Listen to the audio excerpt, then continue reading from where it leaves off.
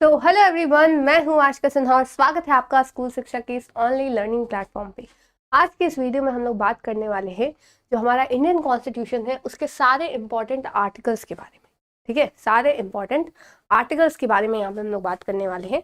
तो चलिए शुरू करते हैं। सारे पार्ट्स को भी आपको याद रखना होगा कि पार्ट 1 पार्ट 2 कितने जो अलग अलग पार्ट्स है ना, उसमें कौन कौन से सब्जेक्ट्स जो है वो दिए गए हैं और कौन कौन से आर्टिकल आपके लिए इंपॉर्टेंट है वो भी यहाँ पे लेकर आया है। जैसे फर्स्ट पार्ट में आपका the union and its territory, तो name and territory of the union जो आर्टिकल 1 है हमारा, उसमें लिखा गया है कि India that is Bharat is a union of states rather than a federation of states. यानी स्टेट जो है हम लोग स्टेट्स का एक यूनियन है और स्टेट्स जो है हम लोग से अलग नहीं हो सकते। ये बहुत सारी बातें की गई हैं, हम लोग अगर शॉर्ट में समझे तो वही यूनियन ऑफ इंडिया की बात की गई है। आर्टिकल 3 में बताया गया है कि पार्लियामेंट के पास ये सब पावर है। ठीक है, न्यू स्टेट्स बन सकते हैं, स्टेट्स के नाम चेंज हो सकते हैं, ये सारी चीजें उसमें आती हैं। बाकी बात करिए तो सिटीजनशिप, तो सिटीजनशिप जो है आर्टिकल 5 से लेके 11 के बीच में आपको देखने को मिलता है। ठीक है, तो राइट्स ऑफ सिटीजनशिप के बारे में बात की गई। 11 में बताया गया कि पार्लियामेंट के पास ये राइट है कि वो जो भी सिटीजनशिप है उसके लिए वो लोग अपना काम कर सकती है। मतलब जो भी सिटीजनशिप से रिलेटेड जो भी लॉज बनेंगे वो पार्लियामेंट के हाथ में होते हैं। सबसे इंपॉर्टेंट पार्ट अगर मैं आपको बताऊं किसका, अगर आर्टिकल्स का, तो वो आपका सबसे पहले कौन सा आता है, फंडामेंटल राइट्स। फंडामेंटल राइट्स से आपके हमेशा क्वेश्चन पूछे गए हैं, अगर पॉलिटी से क्वेश्चन आता है तो यहीं से बस आते हैं।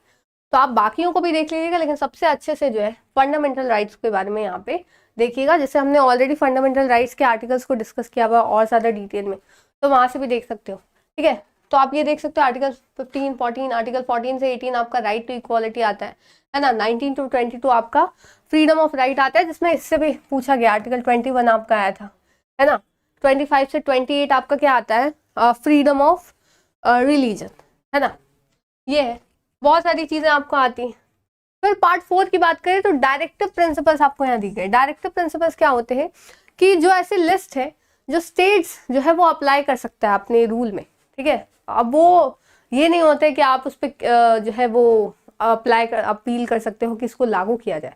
वो बस एक लिस्ट है जो एक डायरेक्शंस की तरह काम करती हैं कि हाँ ये प्रिंसिपल्स है जिसको फॉलो किया जा सकता है, और ऐसा नहीं है कि आप उसको एकदम ही फॉलो करवा सकते हो। ठीक है, वो स्टेट के ऊपर डिपेंड करता है वो करना चाहती है या नहीं चाहती है। तो सारी लिस्ट है, आप इसको याद कर सकते हो, आपके लिए इंपॉर्टेंट ये चीजें है।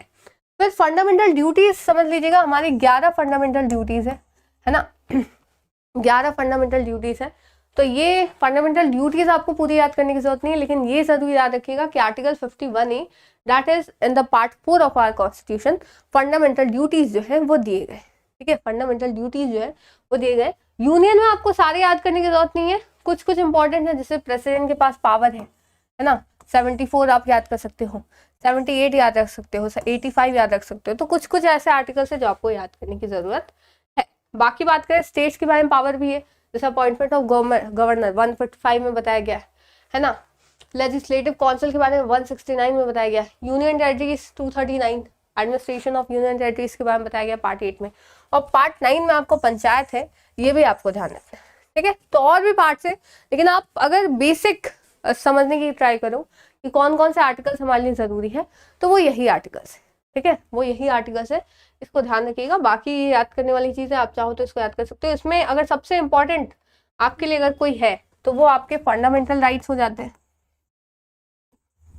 ठीक है, फंडामेंटल राइट्स एकदम मस्ट है आपके लिए याद करना। ठीक है, यानी आर्टिकल 12 से 35 के बीच। तो अगर सारे आपको याद है तो बहुत अच्छी बात है, आप इसको याद कर सकते हो, जिसमें आर्टिकल 21 इंपॉर्टेंट है, 14 से 18 इंपॉर्टेंट है। बस इतना भी याद कर लीजिएगा ना कि राइट टू इक्वालिटी 14 से 18 के बीच में, तो वो भी सही है। फिर 19 से 22 राइट टू फ्रीडम है ना, या फिर freedom of speech and expression भी कह सकते हो। फिर 23 एंड 24 में राइट अगेंस्ट एक्सप्लॉयटेशन है। 25 से 28 के बीच में फ्रीडम ऑफ रिलीजन है ना। 29, 30 ये सब फिर आगे आते हैं, कल्चरल एंड एजुकेशनल राइट्स, है ना। तो बहुत सारी चीजें हैं। आर्टिकल 32 याद रखिएगा, एक आता है right to constitutional remedies, right to constitutional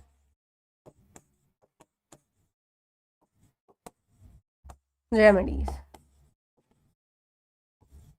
ठीक है, इसको heart and soul of constitution कहा गया है बाय B.R. अम्बेडकर। तो ये भी याद रखिएगा, क्योंकि इसमें क्या है कि आपके फंडामेंटल राइट्स अगर वायलेट होते हो तो आप सीधा सुप्रीम कोर्ट में जा सकते हो। ठीक है, आपका मन हो आप जा सकते हो। तो ये चीज़ है, तो यानी अगर यही नहीं रहता तो बाकी किसी फंडामेंटल राइट का मतलब ही नहीं रह जाता।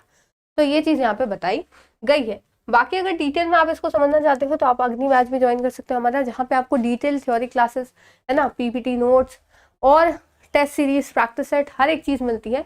तो आप स्कूल शिक्षा ऐप डाउनलोड करके इसको ज्वाइन कर सकते हो। इतने सारे सिलेक्ट हुए थे हमारे पिछले साल, और नेक्स्ट आप भी हो सकते हो। स्कूल शिक्षा ऐप डाउनलोड करिए और इस पर ज्वाइन आप कर सकते हो। ठीक है, और बाकी कोई भी क्वेरी हो तो नंबर शो हो रहा है, आप इस पर कॉल करके इंक्वायरी अपनी कर सकते हो। तो उम्मीद है आपको चीज़ें समझ में आई होंगी। ऐसे ही और भी वीडियोस आते रहेंगे, चैनल को ज़रूर से सब्सक्राइब करिएगा ताकि आगे आने वाली अपडेट्स आपको मिलती रहे। तो फिर मिलते हैं नेक्स्ट वीडियो में, तब तक के लिए thank you so much and bye bye.